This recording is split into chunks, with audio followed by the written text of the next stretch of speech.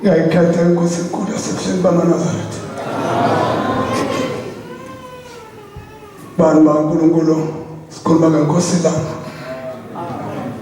Ngibingelele yonke ibandla likhona nobingelele umkhokheli nomshumayeli ngebandla laNkulunkulu lonke. Amen. Hayi kuyathemba lethu ngibona nje ngifika nje. Bengisawuvalelisa. Ngoba sesihamba setabeni. Amen. Bengisawuvalelisa ngisawuthandaza ngivalelise lathini ukuthi sengihamba ngekhaya. Amen. Cha mama sikhuluma ngenkosi lana.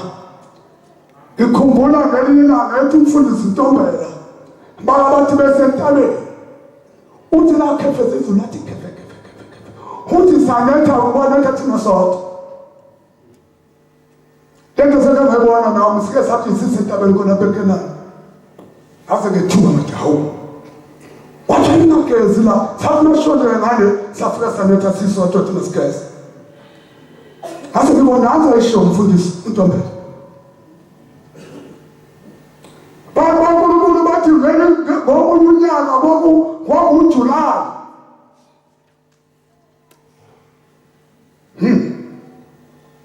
bafika umama nomnyeni wakhe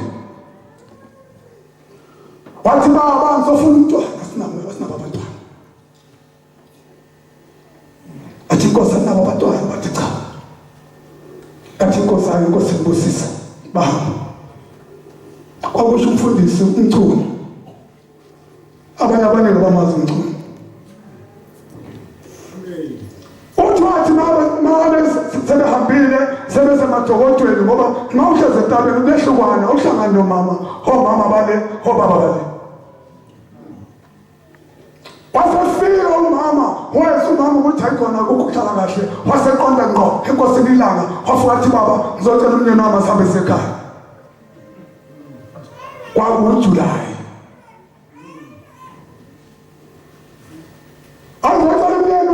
wathi inkosi yasithumela yathi phuthumani nobizwa sibanibana ngezela akaphuthume nakunuka khamfela mfuni wasefika wathi befika athi inkosi lalela umama uthi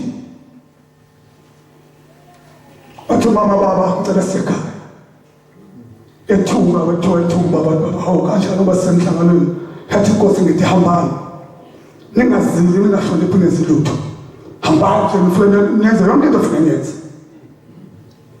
uthi bahamba yafika hlala ingane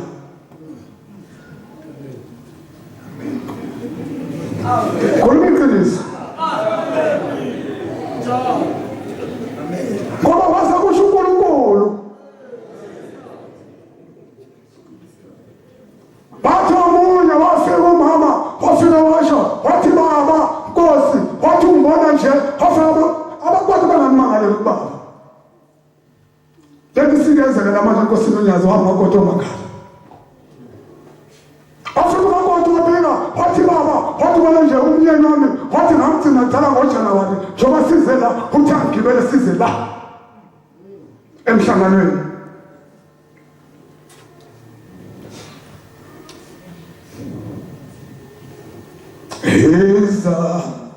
Iza namuhla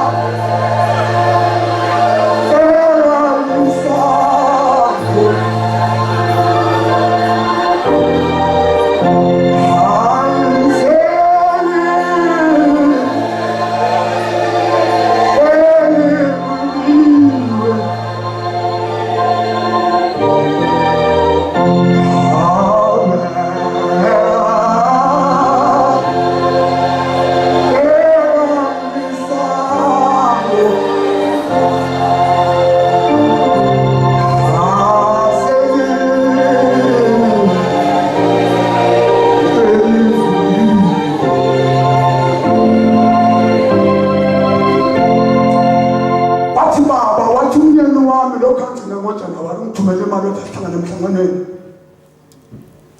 Yasibaxosha inkosi yathi hamba umbize umyeni wagezi la. Engalimangala labangozi enkathuthi. Ingane umuntu engagugele kude le. Ufike sinemibili usubona ukuthi manje ngokugugele kude.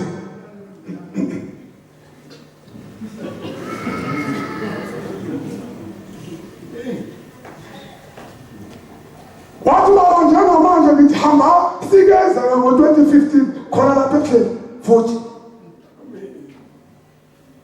Shoma nkosi lekhaya from January kuzoshaya le nyanga le January kuzoshaya uJuly. Mawuqeda uthi anohlangana emhlanganweni. Umthumele imali azohlangana emhlanganweni le. Fule mhlangano lo mfuma kodwa umangala. Yabaxosha inkosi yathi ngithi ningazihambani ekhaya. Bankulunkulu ngibona isikhathi sesihambile. Ngithi mangilapha mina ithemba lokuthi lathi ngifanga half-past 2 endlini. Akazi kodwa umshumela uthini. Yathi ngishilo ngathi ngizogcina nje ukukhuluma. Ilokho abantu bankulunkulu ngoba inkosi ilanga yenza into enkulu kakhulu esingakhuluma ngazo kushona ilanga. Khona izinto engangihlala nawo la eNew Canada. Benzenza udokotela. Oyise bakho kudala lapha. Baba bakho bakhona lapha kuphakame kudala omkhulu bakhe. Bodokotela letsizwe. Yakhula kakhulu letsizwe yakagula. Sayithola isesibhedlela la General Hospital la. Ihlezi kabuhlungu nje ihlezi kabuhlungu letsizwe. Yazi lafona sibiza ukuthi sizothandazisa. Ithi kuba wayisa wayengabathana abantwana total. Bafuna abantu bacela babacela uyise bacela abantwana bacela enkosini la. Inkosi la ngiyambuzisa yazamtshela yathi wena uzoba nakho konke, uzoba namasimi, uzoba namatrekele, uzoba nayo yonke into. Ithi lensizwa namali lapha ekhasi namatrekele sinayo yonke into. Inkosi ayikuphophela. Kodwa abantu bankulunkulu sebekhulume nobaba. Ngabona kaSuthi nebandla lonke lasezulwini. Habona amahambo 23. Sasi 23. Ungahambo 23, ungahambo 14, ungahambo 25. Nentshumayelo ungakhuluma kanjani intshumayelo ingene kuwe futhi uyihlubuka nje. Uyihlubuka nje manje, uyihlubuka nje. Ngoba wena ukhokhele. Njengoba sentale nje bazobe beqaphula behlupha. Manje umbuzo ukuthi wena ukhokhela kuphi uzovana umlomo ahlehle lehlahleni. Bayacutha lapho manje lokho bamakhosazana bayacutha lenhlanhla lapho. Icutha lamakhosazana lapha ehlahleni. Manje uthi sifuna ubapha inkosazana. Hawu wena kathuthi sifuna ukumshanga ngoba manje umbuzo ukuthi wena ke ukhokhela kuphi ukulipha ithempeli habasho ubone sehlehle. Abantwana bangakhokhela. Kulokhu sithe sehlehle entabeni, masethe sigedle sishona phansi, bathatha umkhala kamshumayeli. Intasuthi. Ukhokhela kuphi? Habayi umuntu ongahamba 23. Uhlubukile lo muntu lo. Noma unganikela iphu, kodwa nakhokhela. Wena ntshumayela ngene kuwe, hawazi lutho nje. Kwanza noma yini yenza ngenkani yakho. Noma sikutshela sithi lenda yenziwe le bathi uyakwatha futhi uqamba mama. Ngemedimoni elibi. Makhala insimbi ehleli icele. Khala izolo. Sikhipha ingilosi wonke mezi enamatshe. Eloba ukuthi mawufika unemizi enamatshe nemizi efakwa uJumsa Jehova emnyango.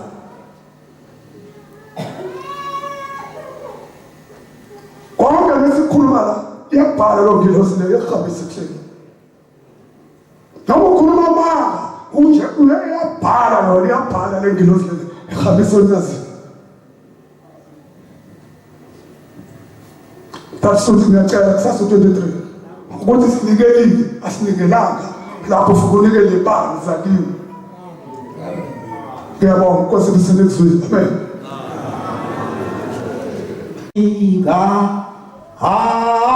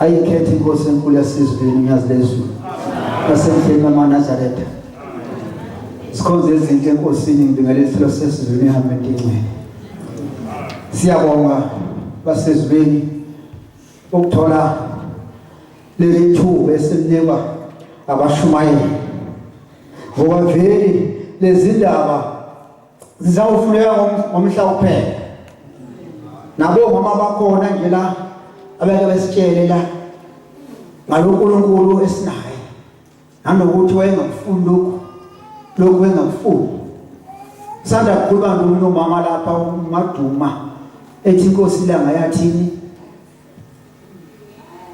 yathi inkosi ilanga uthi yathi ethempelini akudliwa ayibonkosi ngisho ingane encane ayidli ngoba ngalesikhathi seyigula leyo ngane noma lo muntu omdala akalapheki asazi ukuthi ke eManazaretha uba lokho esikutholakho sikuthola ngabazali bethu ababexoxela abantwana babo base bekubhala abantwana babo ayibonkosi nangelinye ilanga umama Mazalibe uthi ngicabanga ukuthi uye othi inkosi lama yake abambisa abantu isihlabelelo yathi sibandwa kanjani enisibamba basibamba abangcwele wayesethi hayi kwaku-238 lesihlabelelo basele sibamba abasezulwini masibamba wathi hayi isihlabelelo ungasibambi ngesandla esisodwa asibambe ngesandla esisodwa yibonkosi funa ubonakala imwime ulothi ukuthi kuze esontweni usibambe izandla zombili ayibonkosi sikulonda kwaManazaretha ukuthi njengoba sila sibuya sibe se-university ukuthi kube khona ulwazi oluyifa osiyolibhala ngaphakathi kwethu kufundiswa abanye abezayo ayibonkosi sinkulunkulu omkhulu weManazaretha njengoba ngihlala ehlelo ngoba noba ehlangana nomlungu lapha lesihlakaniphi lesiya sithi hawu sithi Shembe yajabuka ngoba ubaba wakho ushiye wena kuleli bandla wena uthi uzolunga ngoba ufundile wena laba bantu laba bazovuma ukuye kutshwala bavuma ukubhema ugwayi bavuma ukuyeka imithi yeka lento iphele ikazwe lento waseluthelayele wasetopiyayele yathula into yasezulwini yathi hayi nabelungu abengayeka utshwala bangabiyeka la hayi Manazaretha uNkulunkulu wethu waphika kakhulu kuyihlazo ke makuthiwa khona into osaphuza utshwala yikhona uNkulunkulu ayibasho kanje ekuzwa usehlazweni maNazaretha. Sizofunda ke nenkolo maNazaretha. Njoba silapha ehleni kaMaNazaretha. Sifunde nenkolo ukuthi silalele emakhulunywa. Ngoba ngelilanga inkosi yabe ikhuluma ngoJona. Kodwa engakafiki lapho khona indoda okwakuthiwa uKhazimula, umfundisi uMagwaza, ingwele yakithi eNazaretha, ikhulume ngayo uKhazimula ukuthi uKhazimula bafika bamnikelela njengokunikelela umuntu mayesehambele emhlabeni ukuthi wahamba. Yamnikelela nje uKhazimula yathi inkosi ilanga lathi angimboni la esandleni sami. Yathi ngisamfuna. Yamfuna yamthola kodwa ithi hayi uKhazimula kafika ezulwini. Uyaboshwa ngoba wayekhalisa abantu empompini bebeyokha amanzi. Azange ayelakiwa khona. Wayenolaka ethetha. Abantu beze bakhala empompini. Uthakayanga. Lubula kaMaNazaretha. Lubi. Mayikhuluma ngoJona, ithi wathumela iNineve. Uthi akawoShumayela. Kodwa wayendaweni yakhe. Wabuye wavuma kuNkulunkulu ukuthi ahambe eShumayele, baphenduka abantu esebashumayezile. Uthi kodwa maNazaretha, nathi singabi njengoJona ukuthi manje ekukhuza bese siyathukuthela. Uthi sala nezulu lakho Shembe. Lithi langa alikho izulu ngaphandle kwaleli, yilo lela ikonkosi. Ithi ngokhuzwa ungathukutheli. Siyafuna ukuyezwa likaShembe maNazaretha. Nabanye besithandazisa ukuthi singafele esandleni sonyazi maNazaretha. U-Isaya 39 ngamfuna ngamthola kodwa ngisho ukuthi ivulo uyifunde ekhaya encwadi. Inkosi la ngikhuluma ngani? Ngokudayisa isonto. Ukudayisa isonto akuyona into esobala kwabanye kodwa aphiwa amehlo iba sobala. Mhlambe nami ngiyadayisa nje. Wase sibona izinto ezenziwa maNazaretha nje kube yihlazo. Mhlanga naye endleleni umbone ukuthi hayi asikwazi ke lokho. Asikwazi. Ngizokhuluma nje maNazaretha. Na uthoni ukuthi ukhona kusasa ngifuna uyihlale indaba namhlanje. Ngoba ukhona kusasa. Kodwa khona ngikubuka kahle maNazaretha ukuthi lokho kuseyikona ukudayisa isonto lokho. Ithi inkosi uHezekhiya wamhluka uNkulunkulu ngoba akamlalelanga. Wakhombisa izitha yonke into akanayo uHezekhiya ukuthi igolide lihlala la, izikhali lihlala la, lokhu kuhlala la. Wakhombisa izitha yonke into akanayo. uNkulunkulu emnyalile ukuthi ungabakhombisi abantu abayizitha into yakho eyimfihla ibonkosi. Bakhombisa iBhabhiloni ukuthi ikhali nazi ihlala lasuka iBhabhiloni lahlasela eJerusalema. Uthi lafa kanjani eJerusalema? Waveza imfihlo. NoZulu wafaka njalo ngoba bakhombisani izitha ikatha. Ukuthi ikatha yenza lokho. Ubani wazi ikatha? Angisho iqembu. Boba niyazi ikatha? Wow, amen. Yeah, nangu ke bayazi. Uthi noZulu watshela laba bantu abayizitha ukuthi ikatha yenza lokhu, noZulu wafaka njalo. Uthi nani maNazaretha lingakhulumi izinto engazazi esontweni ayibonkosi. Ngiyabonga Nkosi kusonto ekuzweni.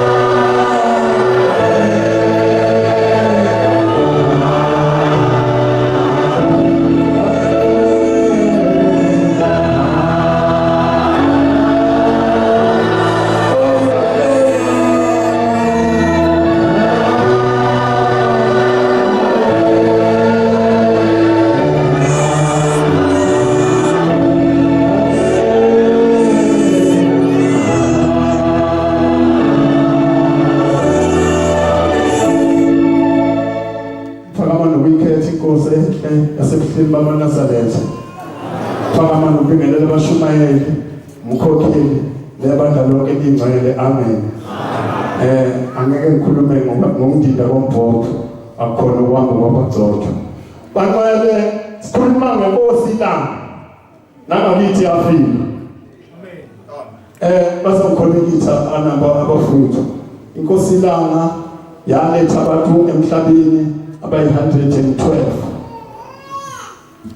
Baqale iyona nkosi eyathola abantwana kakhulu lapha ePhakameni. Baqale njengoba sila baqale sihlangene ngendaba enkulu. Unguquko umhlaba uyaphenduka. Baqale nangakithi inkosi ilanga zokhuluma ngokwenzeka ngakithi bese ngihlala phansi. Baqale ngakithi inkosi ilanga yayinhle emzini kwamakhoba eMandleni. Inhle ngakhona kuthiwa ifika ngaphansi kwesihlahla mayilindele emlindileyo. Kuthiwa kuhambe kwahamba phansi kwalesi sihlahla kuleso sihlahla kwasuka umuntu wacabanga ukuyisusa impilo yakhe. Wahamba waya kulesi sihlahla, befika kulesi sihlahla wabophela intambo. Bebophela intambo kulesi sihlahla phansi lapho kuye kume khona inkosi yasePhakameni. Bangcwele sihlangene ngendaba enkulu la. Sinayibheka thina sengathi nami inkulu impilo yethu. Bangcwele bathi lensizwa yathi masihengile esihlahleni kwakhulumisa phezulu. Lathi sihlahla uzongcolisa kulesi sihlahla, uyazi ukuthi wakuhlala kubani kule phansi kwalesi sihlahla na yaqabuka intambo. Lensizwa lena ibangisa yabalela njalo yathi ukhulumizwi phansi kwalesi sihlahla. Nathi bafowethu sinabashumela abahle thina esibathandayo. Lapho kufike kwamakhona unyazi lwezulu sathutha lapha sahamba sohlala lapho bekuma khona okwafika kwamakhona inkosi unyazi lwasezulwini. Lwafike lwama unyazi lwasezulwini la sihlala khona eThempelini bangcwele. Amen. Manje-ke bangcwele ngoba silapha sihlangane nendaba enkulu. Kuthiwa njengoba besho ubabi ukuthi wayefundisa eMazintoti khona wayeprincipal khona. Kuthiwa kwalahleka ingane yaphosela emanzini. Mayiphosela emanzini ingane yathathwa ingwenya kude nengane. Kuthiwa kwahamba insuku ingane ingabonakali isemanzini. Isiphuma ingane isithathelwe ingwenya. Kuthiwa babeyibuza ithi uthisha omkhulu lo sesikoleni uyena bevimba ingwenya ukuthi ingaphumeli ngaphandle. Ingwenya idlela emanzini idlela ngaphandle. Uthi bengakwazi ukuphuma nami ngaphandle ingwenya beyivimba ingwenya ibuyiseleni emuva. Inkosi uShembe usebenza uShembe omunye uShembe sekhona omunye usuke sesebenza.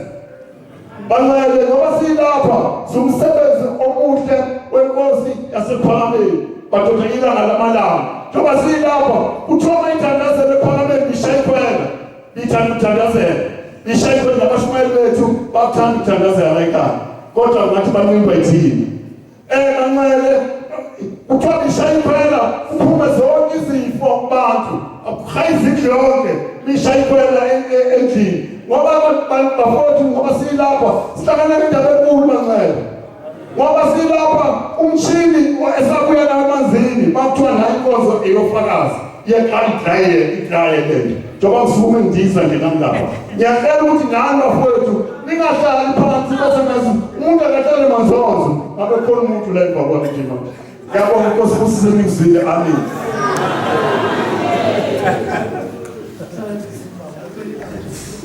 Ngiyalithetha inkosi enkulu. Kukhona ivesi elalithandwa inkosi la oluthola lapha esihlabeleleni 1:5.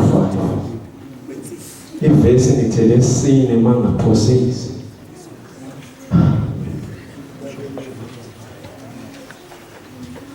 Kholwa kuwe go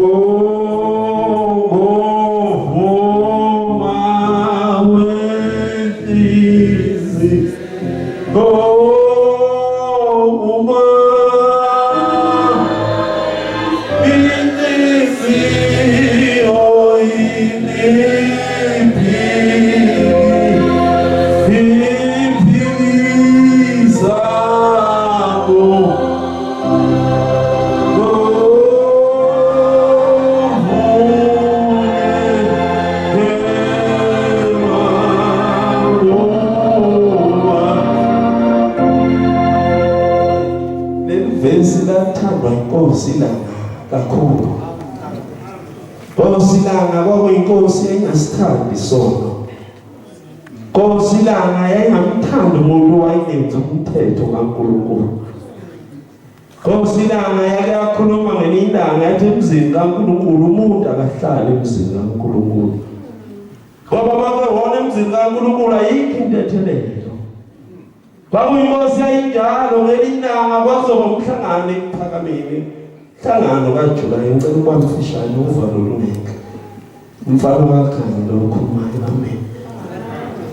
Ngelinye ilanga kwakuzoba umhlangano ePhakameni. Kwasuka abelungu beze ePhakameni bezobheka ukuthi abantu basePhakameni bazawuphuza amanzi kanjani. Bani bakhona bani babefika labelungu bathola amanzi engafanele ukuphuzwa abantu. Fike ePhakameni bathola amanzi engemahle. Kodwa inkosi kwafika abelungu bathi mabefika inkosi ingekho. Base besho umnayeza ukuthi la ePhakameni bakufika inkosi seyifuna ema-ofisini. Sicela ema-ofisini ize. Kwaba kanjalo yathi mayifika base beyilayeza inkosi. Yahamba yabiza noma yathumela kwasebizwa inkosi inyanga yezulu. Baba bese bebiziwe esibiza inkosi inyanga yezulu athi ngosuku oluthize ngicela ungiphelezele sema-ofisini eThekwini. Basuka nembala babefika khona. Inkosi ilanga yasithi mina wethu uzangilandela ngizawuhamba phambili mina. Hamba phambili ayizange sikhumule nesigqoko ngone ingene ema-ofisini abelungu. Belungu bathi mayiqhamuka inkosi ilanga yasimabheka labelungu. Ngoba inamanye amehlo engabhekeki. Kodwa yabheka abelungu bonke abelungu ababekhona lapho basukuma bahlala phansi baguqa abanye. Abangazi ukuthi kufanele bethi niyayithulela nje inkosi ilanga yababuka bonke labantu. Base bebuzana bonke ukuthi bani babiza inkosi. Bani babiza uShembe. No imbizilo ibuza abantu ukuthi bani babuza uShembe bazibona bona inyanga yezolo. Yasiyakhuluma kwasethiwa cha Shembe. Siyaxolisa umhlangano uzoba khona ePhakameni. Sizowaletha thina amanzi sebebona uNkulunkulu wayikhona amen. Yilapho uNkulunkulu simlandela amakhola inkosi yakhuluma ngelinye ilanga sengiphethe. Inkosi yakuyabuza yakhuluma ngamaNazaretha athi kambe umNazaretha uma ingane ngibona nazi insizwe ezincane nathi sizalile. Asithi uma umntwana olelibandla ephuma kulelibandla ayengaphandle ashiya inkolo usuke efuna. Usuke edinini. Usuke esoneni noma ezoshiya ungcwele ashiya konke okuhle ayokuba semhlabeni ongenalutho. Bathi bonke abenze njalo. Bafele emahlanga. Bonke abenze njalo. Ayikho into ebalungelayo. Ngoba basuke beshiya ungcwele uzophilisa ingane, uvusa imizi, bonke kumenjalo ayingunaphakade amen. Nkosi kusamanzi mazwini amen.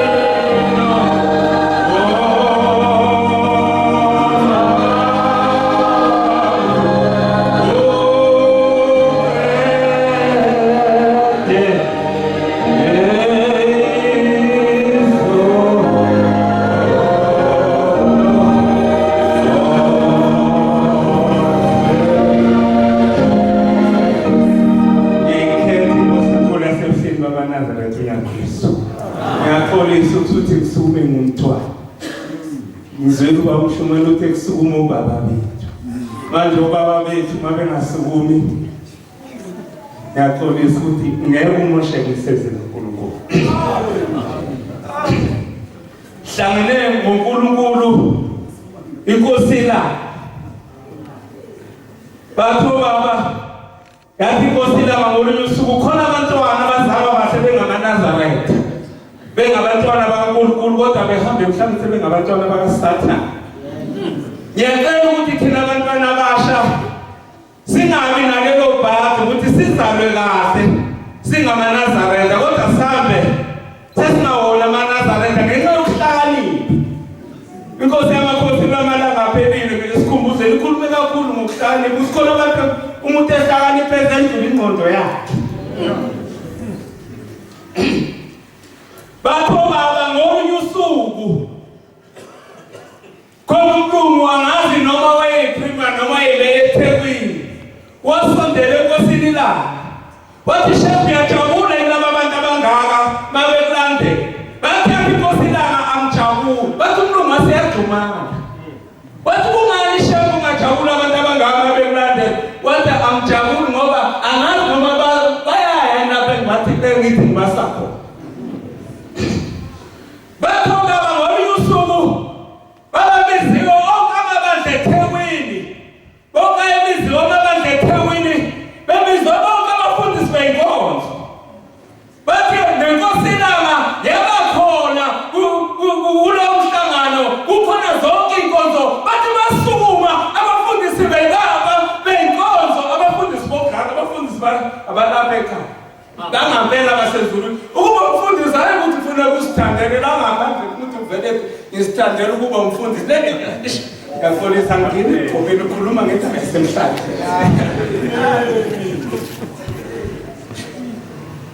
Bathi abafundisi bathi asikhulumi ngabantu abasaba basezohamba emhlabeni bathi thina sikhuluma ngevana eyasifela bathi safika isikhathi yasiyasukuma inkosi langa yasiyasukuma yathi abafundisi ade bakhuluma banamanga abakhuluma inkosi uJesu abakhuluma inkosi uJesu ngabakhuluma ngesabatha bathi sabatha yini ukuthi isikhathi asikho. Marko 2 verse 28 noma Luka 6 or verse 5 or verse 6 indodana yomuntu inkosi yesabatha uJesu inkosi yesabatha uShem inkosi uba inkosi yesono bathi kwenziwani ngesono kwenziwani ngesonto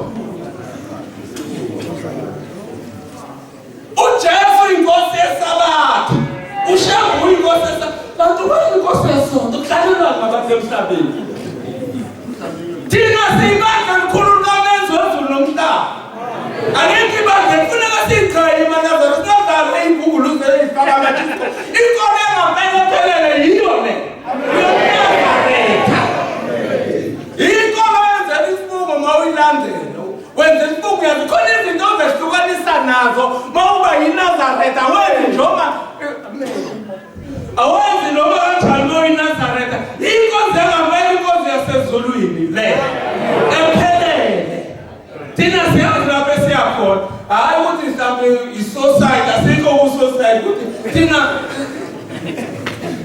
kahle le nto iphelele loNazaretha esibuye.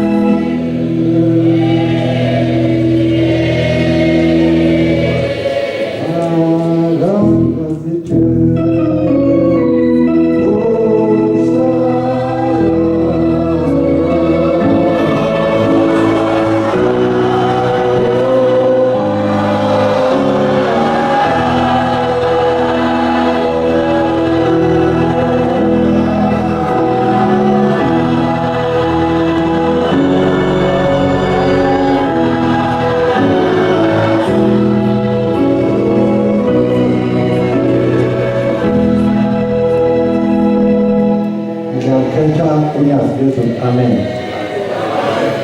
Hey, maNazaretha Ngiyaxolisa okusempeleni bengathanda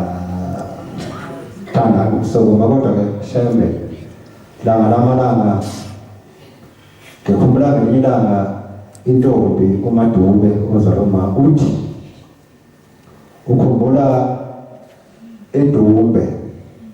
Edumbe kwakhona amaNazaretha anamandla kusho ukuthi uhambe isikhathi ingane zamaNazaretha bashona abazali sibheka insangu siphuza utshwala sibase nokubasa nokuyisabatha bathi ngelinye ilanga kwathi lezo ngane ezibhemayo eziphuzayo ezihlobokile ngoba abazali bengasekho bebasile kukhona namatshe kulo muzi kuthiwa kwabonakala umlilo ngakithi ke sithi kusho umlilo nje umlilo uyasha kolinda bonke banomlilo kuthiwa bahamba baya enkosini ilanga baba nkosi yamakhosi emzini kaSifanibane kuyasha kodwa manje kusha kolinda kuphela kuthiwa yathi inkosi ilanga hambani nifike nibheke ukuthi akukho yini ebhaliwe lo manje kuthiwa ngempela bahamba bafika babona ukuthi kubhaliwe kuthiwa kukhona umbhalo obhaliwe lapha kuthiwa umbhalo wakhona wawuthi tekele fasi into ayifana naleyo akekho kundi ekukhulumeni kodwa into ayifana naleyo usithi ke uShembe akahambe amakhosazana afika ahlabelela khona kuthiwa ke lapho afika ahlabelela amakhosazana ujikela zomlilo ishaya isigubhu egida wacema umlilo amen izithi enye inkulumo kuthiwa wathi uShembe uma iNazaretha inkosi ilanga kuthiwa athi iNazaretha neliqonywa umuntu ophuza utshwala ongayilona iNazaretha kukhona ufazi kungaba indoda eshonayo okanye kuba umama oshonayo maNazaretha cela ukwehlela ngezansi uNkulunkulu abusise enikuzwile amen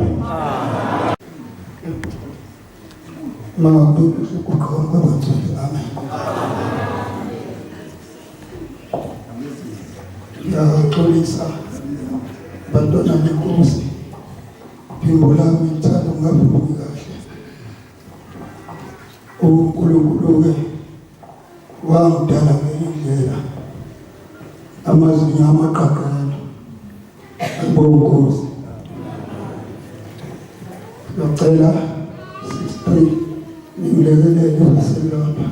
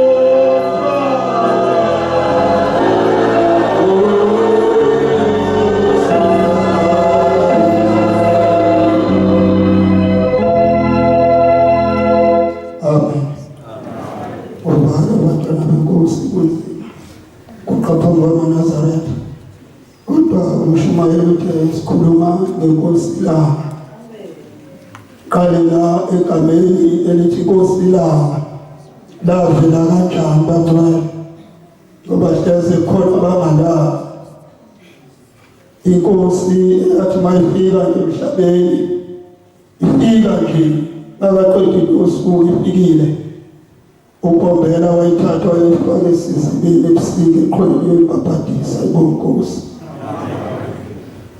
uphethe ubaba uphethe inkonzo uJesu wasekhuluma ngesibonakaliso sakhe phambi kaKombela ukuthi uthelelele wabona ilanga liqhamuka empumalanga lalisemkhathini lehlele emhlabeni laphenduka lawo umuntu lahamba ngenyama ashona entshonalanga sabuke lokho waqhamuka inyama yathi semkhathini yehlela emhlabeni hamba ngenyama ashona entshonalanga kwawasukuma babamkhulu wasemisa wasethaza wathi emntanami lawo bokwamakhosi ezayo emva kwami ayibonkosi ngempela phakathi mayifika inkosi langa ihlala esihlabeni kwasethiwa inkosi langa kwasa lasukela lapho igama layo bonkosi inkosi langa omunye umsebenzi wesibili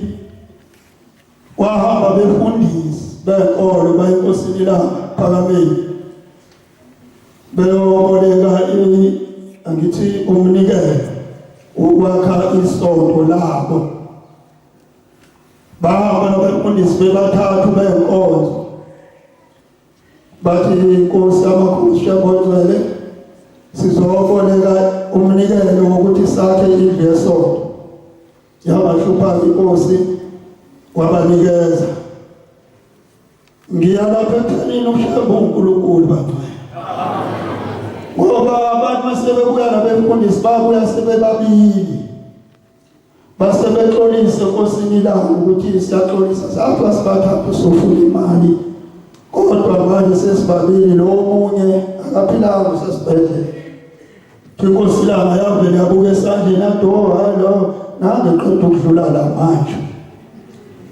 badideka nabefundisi benkolo ukuthi ushambe uthini ebuka isandla bese nangu udlula la manje kodwa abantu babebuyele emuva kwabengena incingo ukuthi akasekho lo umfundisi akade ngabena usedlulile emhlabeni ayibonkosi shambe ibonakalisa ubukhulu bakhe uthi-ke uNkulunkulu ziningi indlela zokuhlubuka la ekhaya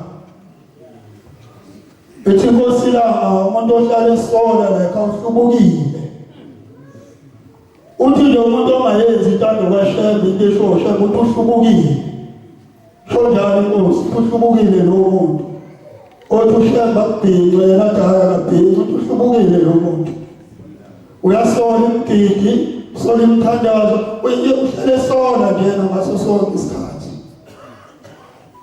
ithi inkosi langa ungavamisi ukuhlala eduze nabantu abaphuza utshwala ababheka ukwayo ngoba mhlawumbe udlule emhlabeni uyohamba nalo lephunga bese uyaduka ufike ungangeni ezulwini manje ngako maNazaretha singaziqhelelanisa lezinto ezizosingcolisa singathi njengoba kuyisikhumbuzo senkosi langa inkosi langa ingasikhumbula ikhiphe konke ukungcolo ngaphakathi kithi kuhlala ubungcwele bakhe basezulwini abesevula izindlebe zethu zizwe izwi lakhe